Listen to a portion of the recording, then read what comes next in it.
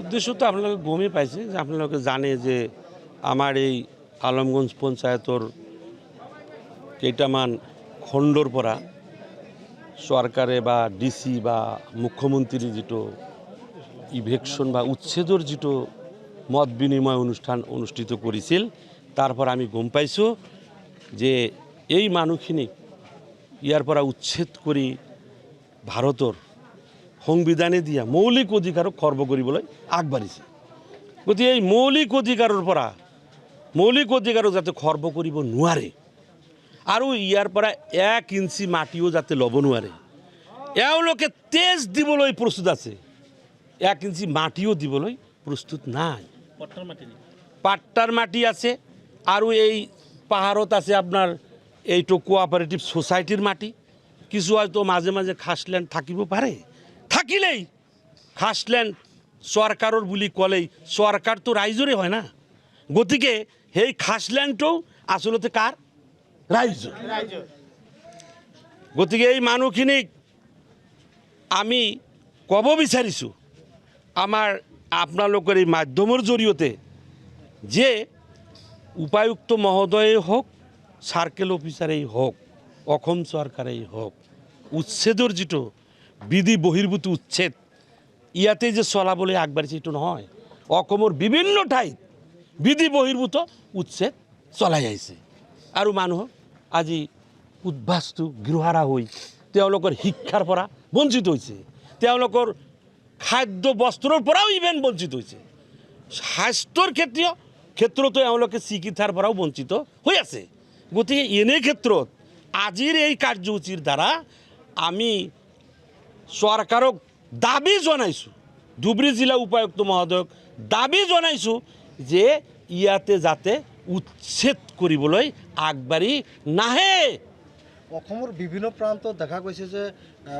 BJP চৰকাৰে ধৰ্মীয় সংখ্যালঘু মুছলমানসকলক টাৰ্গেট কৰি লোৱা হৈছে ধৰ্মীয় সংখ্যালঘু অসমৰ মাননীয় মুখ্যমন্ত্ৰী ইতিপূৰ্বে স্টেটমেন্ট দিছে যে বিশেষ সম্প্ৰদায়ৰ পৰা মাটি কাঢ়ি লোৱা এইটো মই আসক্ত এডিক্টেড বুলি কৈছে বিশেষ সম্প্ৰদায়ৰ মাটি কাঢ়ি লোৱা ক্ষেত্ৰত আসক্ত আছে কোনে অসমৰ মাননীয় মুখ্যমন্ত্ৰী তেনেহ'লে আসক্ত যে হৈছে এতিয়া এই আসক্তৰ পৰা এডিকশ্যনৰ পৰা মুখ্যমন্ত্ৰীৰ চিকিৎসাৰ প্ৰয়োজন আছে মিয়া পৰিষদে কি প্ৰতিক্ৰিয়া হ'ব মিয়া পৰিষদে তো আগৰ পৰা আমি এই ক্ষেত্ৰত তো আমি আজি যেটো মই ৰাইজৰ হৈ আহিছোঁ তো ৰাইজৰ এই বিপদৰ সময়ত আমি যিকোনো পদ্ধতিৰে আমি এই মানে উচ্ছেদক কেনেকৈ বন্ধ কৰিব পাৰি আইনীয় প্ৰক্ৰিয়া হোক আৰু গণ আন্দোলনৰ জৰিয়তেই হোক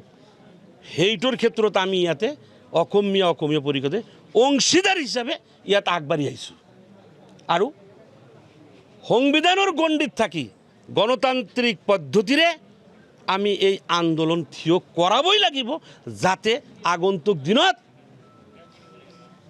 উচ্ছেদ কৰিব কোনো পদ্ধেই নোৱাৰে গতিকে আজি মই এই আপোনালোকৰ মাধ্যমৰ জৰিয়তে এটা স্লোগান দিছোঁ কি যে উচ্ছেদ বন্ধ কৰিবই লাগিব উচ্ছেদ বন্ধ কৰিবই লাগিব আমাৰ সাংবিধানিক মৌলিক অধিকাৰৰ পৰা খৰ্ব কৰিবলৈ দিয়া নহ'ব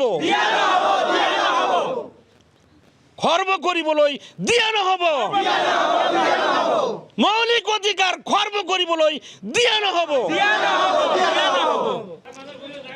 প্ৰথম কথা হৈছে যে ইয়াৰ ৰাইজে আজি ইয়াত ৰাইজমেল পাতিছে ইতিমধ্যে পট্টা থকা মানুহ পৰিয়াল খাছলেণ্ডত থকা মানুহ সবে আজি ইয়াত মিটিঙত আহিছে তেওঁলোকৰ এটাই দাবী যে আমি মৰিলে মৰি থাকিম জীয়াই থাকিলে জীয়াই থাকিম কিন্তু আমাৰ গাত এক বিন্দু তেজ থকালৈকে আমাৰ দেউতাকৰ পিতাকৰ সম্পত্তি আমি জন্ম লৈছোঁ এই মাটিতে আমাৰ জন্ম ঠাই হয় গতিকে APDCL হোক আদানী হোক আম্বানী হোক এওঁলোকক এটুকুৰা মাটি নিদিব বুলি আজি ৰাইজে প্ৰস্তাৱ গ্ৰহণ কৰিছে আমি ধুবুৰী জিলা কৃষক সংগ্ৰহ সমিতিৰ আমিও দাবী কৰিছোঁ যে এনেকৈ দাদাগিৰি কৰি জিলা উপায়ুক্ত যধে মধে মানুহক বুৰ্বক বনাই মানুহক উচ্ছেদৰ ধুমকি দি আছে। গতিকে ইয়াৰ ৰাইজে সিদ্ধান্ত লৈছে যে এটুকুৰা পট্টা মাটি তেওঁলোকে নিদিব। আৰু আমিও কৈছোঁ এইবাৰ ৰংগামাটি অঞ্চলত উচ্ছেদ কৰিবলৈ আহে ইয়াত যুদ্ধ হ'ব। যেনেকৈ হিমন্ত কৈছে তেওঁ মাজে মাজে কয় যে হৰেগৰ ৰণ হ'ব। আমিও কৈছোঁ এবাৰ সংখ্যালঘু মানুহ জাগিছে যে আমি ইয়াত থাকিছোঁ, ইয়াত বসবাস কৰি আছোঁ, এইটো আমাৰ জন্ম জেগা।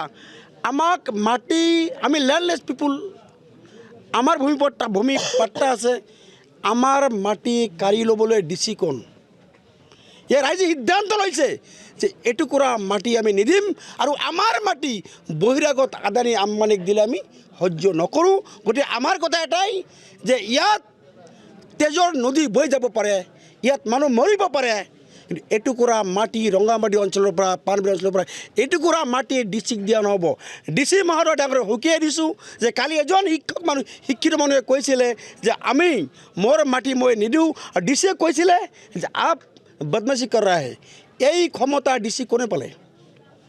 ডিচি এজন চাকৰ হয়, তেওঁ ৰাইজৰ সেৱক হয়। এজন জিলা উপায়ুক্ত পাব্লিক হিয়াৰিং পাতিছিলে, পাব্লিকৰ মতামত তেওঁ ল'ব লাগিছিলে, তেওঁ মতামত নলয়, তেওঁ মানুহক ভয় দেখুৱাইছে। গতিকে ৰাইজে ভয় তেওঁলোকৰ ধুমকিত ভয় নকৰে। আমি ইয়াৰ পৰৱৰ্তী সময়ত আমি ৰাইজক কৈছোঁ যে আপোনালোকে সিদ্ধান্ত লৈ আপোনালোকে এখন কমিটি বনাই দিয়ক। আমি কৃষক মুক্তি আপোনালোকৰ লগত আছোঁ, আপোনালোকে নেতৃত্ব লওক। আমি জানো যে কিছুমান ক্ষেত্ৰত আন্দোলন চলি থাকোঁতে কিছুমান নেতাই পাল্টি হৈ যায়, তেনেকুৱা নহয়। এইসকল মানুহ আজি আপোনালোকে দেখিছে তেওঁলোকৰ চকুত পানী ওলাইছে। আজি বৃদ্ধা মানুহবিলাকে মিটিঙত আহিছে। গতিকে যদি ডিচি অসমৰ মুখ্যমন্ত্ৰী মহোদয়ৰ যদি মানৱীয়তা আছে, গতিকে তেওঁ এই উচ্ছেদ বন্ধ কৰিব লাগিব। আৰু অন্যথা আমি ইয়াৰ পৰা ব্যাপক গণ আন্দোলন কৰিম আৰু আমি জীৱন দিবলৈ বাধ্য থাকিম। এটুকুৰা মাটি ইয়াৰ পৰা কাকো দিয়া নহ'ব।